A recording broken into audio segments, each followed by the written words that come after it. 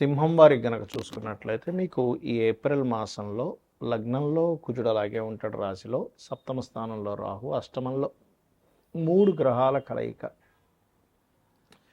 అలాగే భాగ్యస్థానంలో శుక్రుడు, లాభంలో గురువు ఉన్నాడు. ఈ యొక్క గ్రహస్థితిని అనుసరించి మీకు ఎలా ఉండబోతుంది, ఏ దేవత ఆరాధన చేసుకోవాలి, ఎటువంటి విషయాల పట్ల మీరు జాగ్రత్తగా ఉండాలి అనేటువంటి అంశాలు చెప్తుంది నేనైనప్పటికీ చెప్పిస్తుంది సాక్షాత్ లలిత అమ్మవారిగా భావిస్తూ ఆ లలితాంబిక అమ్మవారి యొక్క అనుగ్రహం మీకు పరిపూర్ణంగా కలగాలని మనస్ఫూర్తిగా కోరుకుంటూ, ప్రధానంగా ఇక్కడ గమనించుకున్నట్లయితే రాశిలో ఎప్పుడైతే కేతు ఉన్నాడో, అష్టమంలో శని, అష్టమ శని నడుస్తుందో, ఈ రవి కుజుడు క్లోజ్ కంజంక్షన్లో శనితో ఉన్నందుకు అష్టమ శని యొక్క ప్రభావం తగ్గిపోతుంది. ఎలా అంటే ఇప్పుడు చూడండి, బాగా చలుంది, ఒక హీటర్ పెట్టుకున్నాం ఇంట్లో, లేకపోతే ఒక మంట వేసుకున్నాం, ఏమవుతుంది, ఆ ఫైర్ ఎనర్జీ వల్ల కోల్డ్ ఎనర్జీ ఎలా తగ్గిపోతుందో శని యొక్క ఎనర్జీ ఈ రవి మరియు కుజుడు యొక్క ఎనర్జీస్ వల్ల తగ్గుతుంది. కాబట్టి అష్టమ శని ప్రభావం తగ్గనుంది మీకు. ఇది గుర్తుపెట్టుకోండి. అష్టమ శని ప్రభావం తగ్గుతాయి ఏంటి అంటే, ఆకస్మికంగా కొన్ని అవ్వాల్సినవి సడన్గా అవ్వాల్సిన లేట్ అవ్వడమో, లేకపోతే కొన్ని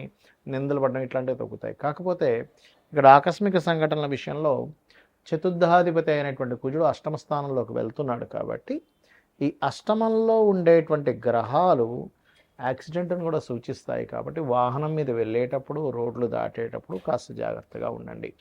నిత్యము ఉదయం నిద్ర లేచిన వెంటనే గణపతిని ధ్యానం చేసుకోండి. ఫైనాన్షియల్గా బాగానే ఉంటుంది. కాకపోతే వ్యాపారాలకు సంబంధించినటువంటి విషయాల్లో లాభంలో గురువు ఉంటూ, గురువు యొక్క రాసుల్లోనే 3 గ్రహాలు ఉన్నాయి. కాబట్టి ఇది కొంతవరకు చెప్పాలంటే దీని ప్రభావం కాస్త వ్యాపార లాభాల మీద ఈ పార్ట్నర్స్తోని కొంత ఇస్తూ ఉంటుంది. అయితే మీకు వివాహ సంబంధాలు ఏదైనా కానీ విదేశీ సంబంధాలు కుదిరేటువంటి ఛాన్సెస్ ఎక్కువ కనిపిస్తున్నాయి. ఉన్నత విద్యల కోసం విదేశాలకు వెళ్ళి చదువుకోవాలనుకునేటువంటి వారికి చాలా బాగుంది. అందులో ముఖ్యంగా ఫ్యాషన్ రిలేటెడ్ రంగాలకు సంబంధించిన విద్యా సంబంధించిన విషయాలకు చాలా చాలా బాగుంది. ఇక ఉద్యోగరీత్యా ప్రదేశం మారడం ద్వారా మీకు ఉద్యోగ అవకాశాలు కొత్తవి లభిస్తాయి. ఇక మీరు నిత్యము కాలభైరవుడి యొక్క ఆరాధన, దక్షిణామూర్తి యొక్క ఆరాధన చేయండి, అన్ని విధాలు బాగుంటుంది. మరి ఈ మనం చూస్తూ ఉన్నాం, గతంలో ఒక 5-6 నెలల క్రితమే ఈ వార్ రిలేటెడ్, పోయిన సంవత్సరమే చెప్పుకున్నాం ఈ వార్ రిలేటెడ్ సంబంధించినవి పెరుగుతూ ఉంటాయని. చాలామంది అడుగుతుంది ఏంటంటే, ఈ వార్ రిలేటెడ్ సంబంధించిన వాటి మూలంగా ఫ్యూచర్లో ఇంకా ఎలా అవ్వనుంది అని చాలామంది నాకు ఫోన్ చేసి అడుగుతూ ఉన్నారు. ఎందుకంటే గతంలో మనం ప్రిడిక్ట్ చేశాం కాబట్టి దాని గురించి చాలామంది అడగడం జరుగుతుంది. ఏమండి ఈ వారు 10-15 రోజులు ఆగిపోతుందా, లేకపోతే నెలల తరబడి వెళ్తుందా అనేటువంటిది. కాకపోతే ఇక్కడ విషయం ఏంటంటే, ఇది ఇంత తొందరగా ఆగదు. కారణం ఏమిటి, దీనికి శాస్త్రంలో ఏమైనా పర్టికులర్గా కొన్ని ఉన్నాయా అంటే ఖచ్చితంగా సూత్రాలు ఉన్నాయి శాస్త్రంలో. మనం గతంలో కూడా చెప్పుకున్నాం, గురువు 3 రాసులు మారాడు పోయిన సంవత్సరం కూడా, ఈ సంవత్సరం కూడా మారుతున్నాడు అని. ఏ రాసులు మారాడు పోయిన సంవత్సరం అంటే, వృషభంలోని, మిథునంలోని, కర్కాటకంలోకి మారాడు. అందుకే యుద్ధ సంబంధించింది ప్రారంభమైంది, ఇంకా మనకి ఉగాది కొత్త సంవత్సరం రాకముందే. అదేవిధంగా అప్పుడు మనం చెప్పుకున్నాం, గోల్డ్ రేటు, ముఖ్యంగా సిల్వర్ రేటు విపరీతంగా పెరుగుతుందని. అదే రకంగా మనకి వీడియోలు కూడా ఉన్నాయి. అండ్ పీఠాధిపతులు గొడవలు పెట్టుకోవడం, ఇవన్నీ కారణం అదే. అయితే ఈ సంవత్సరం కూడా కర్కాటకంలో మనకి మిథునంలో ఉండేటువంటి గురువు కర్కాటకంలోకి, సింహంలోకి మారుతున్నాడు. గతంలో ఏం జరిగింది, వృషభంలో ఉండే గురువు మిథునంలోకి వచ్చి కర్కాటకంలోకి వచ్చి మళ్ళీ వెనక్కి వచ్చాడు.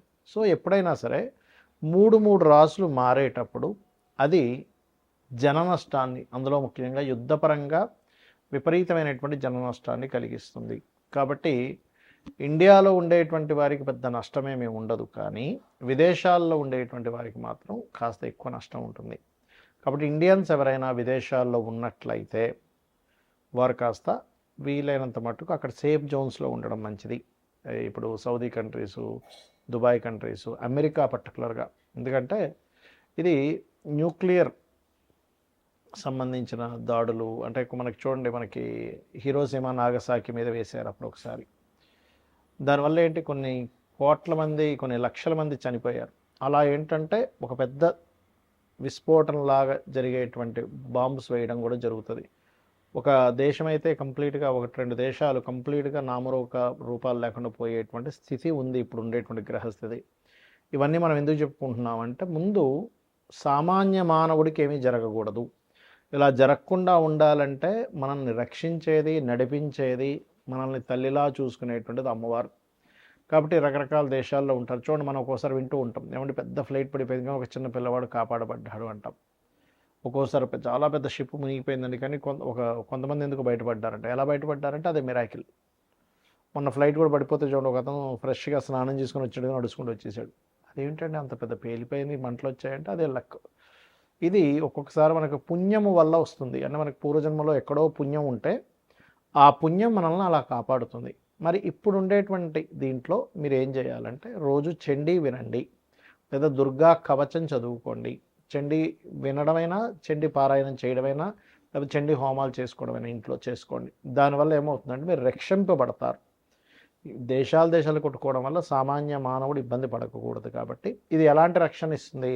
ఇప్పుడు మనకు చూడండి, కేవలం అదేదో బాంబు వచ్చి మన మీద పడేటువంటిది మాత్రమే కాకుండా, ఇప్పుడు ఉండేటువంటి సిచ్యువేషన్స్లో మనం గతంలో 1 మంత్ బ్యాక్ ఆల్రెడీ చెప్పుకున్నాం, కొంచెం ఫుడ్ రిలేటెడ్ సంబంధించిన విషయం మీద ఎఫెక్ట్ వస్తుంది ఇది ముందు అని.